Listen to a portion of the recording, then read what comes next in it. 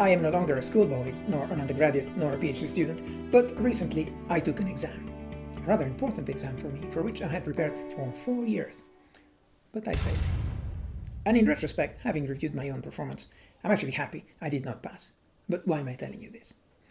A few days after failing that exam, I got a rather intriguing question here on this channel from viewer Edward Gao. Thank you, Edward, who wrote an elaborate comment under a video about undergraduate admissions. This problem is perhaps unsolvable, but I'd love to know your take on it. Welcome to Frank Staiano Explains. I'm a professor of security and privacy at the University of Cambridge and also a fellow of Trinity College, where I am one of the admission officers for computer science. I'm not sure I can summarize your long comment into a short question, but I found it very interesting. My take on this is related to my viewpoint about exams. What is the purpose of exams? What's the right attitude for facing exams? How never to be disappointed by the outcome of an exam, whatever it is. And that's why I opened the video by telling you that I just failed an important exam myself, but I'm still upbeat about it. Exams don't just happen at school. In my case, it was the exam for the 5th Dan in Kendo, which would be the 5th degree of black belt if Kendo had colored belts like Judo. It's a pass or fail exam. You don't get a score. Either your Kendo is assessed as being of 5th Dan level or it isn't.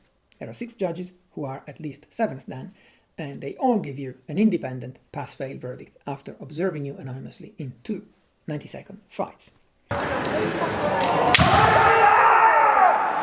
What matters is not which of the 2 Kenshi wins the fight, but whether you demonstrate Kendo of the appropriate quality for that level. So both Kenshi could pass, both Kenshi could fail. According to the judges, I did not make the grade. Some of the faults they mentioned to me, I recognized, while others came as a surprise. But when I watched my own performance on video and I listened to my seniors and my sensei, I fully understood why I did not pass. Now, would I have liked to pass that day? Of course. Was I disappointed that I did not pass? Of course, I'm human. But I was also glad I did not pass, once I understood that the Kendo I did was not of 5th Dan level. There are still a number of specific aspects I need to improve. And I don't aspire to pass the 5th Dan exam. Instead, I aspire to become stronger and to improve my Kendo so as to be of 5th Dan level. Then, when I truly am, it would be a natural thing for the judges, any judges, to award me that grade. So yes, I failed. Am I happy I went there? Yes, very much so, because I learned many things about how to improve my Kendo, which I would not have understood with such clarity if I had not challenged the exam. So my perspective is that the exam is not what matters. The exam is just an assessment of everything I did in the lead up to it, in my case, the 4 years of preparation. If the preparation brings me to the required level, I pass the exam, naturally. If not, failing the exam tells me I have to keep working on it.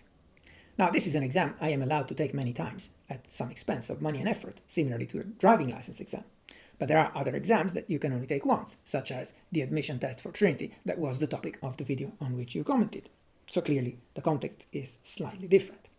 But still, my outlook is the same. What matters is not the exam itself, but rather what I did in the years that led to it. In the case of university admission, all the things I learned in high school, in all the extracurricular activities I engaged in as a teenager, as well as my natural talents. And here we could have an extended debate about nature versus nurture, but never mind. So, from my viewpoint, the purpose of the admission exam, given that the available spaces are limited, is to select the people who definitely have those talents and that preparation, without regard to gender, race, or wealth, and to not select the somewhat less brilliant people who want to be admitted so that they can improve later, because this will be a cohort of top performers who will all be led and nurtured by us to improve and give the best of themselves. But if your hypothetical cheater got in by faking their ability at the gate, as you say, then they will have a very hard 3 years where they will always be struggling and running behind, if what's expected of them is much more than what they are actually capable of. It's as if I wanted to pass the 5th Dan exam at all costs in order to be admitted to a 5-year-long special training to turn the 5 Dan swordsman into 6 Dan. But if I got admitted just by slipping under the radar, without my Kendo actually being of 5th Dan standard, I'll have a very hard time during that training because it will be geared towards people who really are 5th Dan, not towards people like me who still have some way to catch up. Now, I'll be the first to admit that examinations, much as examiners do their best to be fair and consistent, have some statistical error bars, and that if you genuinely are very near the threshold, then there's an element of luck in whether you'll be classed above or below it. And also, we all have good days and bad days, so the exam verdict may sometimes be incorrect. I've seen it happen. That's the fact of life. But my attitude towards that is not to make an appeal and have my case re-examined. What I aim for is to train not merely to pass the threshold, but to be so far into the accept zone that there will be no doubt to anyone that I should be an accept. That's my attitude.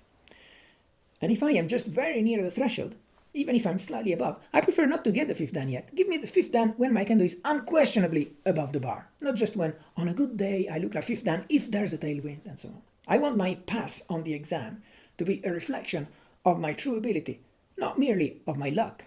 And for me, this viewpoint still applies even if the exam is a one-off that cannot be taken multiple times. Cheating is never worth it. So your chicken and egg problem, I would ideally address it by striving for years since elementary school age to be the person I want to be and then see if that is above the bar for getting into Cambridge. If yes, great. If not, there are plenty more fish in the sea. In real life, when I finished high school, I was too naive to even think about Cambridge, but I did apply to the top university in Italy, the Scuola Normale Superiore in Pisa. I did the entrance test, but I was not admitted.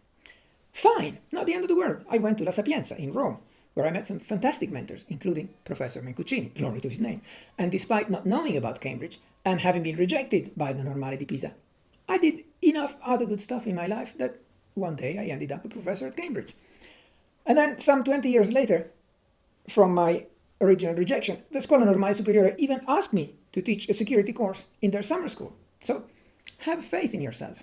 Keep investing in yourself. Keep improving yourself. Even if you fail an exam, there's always another way to become the person you aspire to be, if you are good inside and if you don't give up on your goals.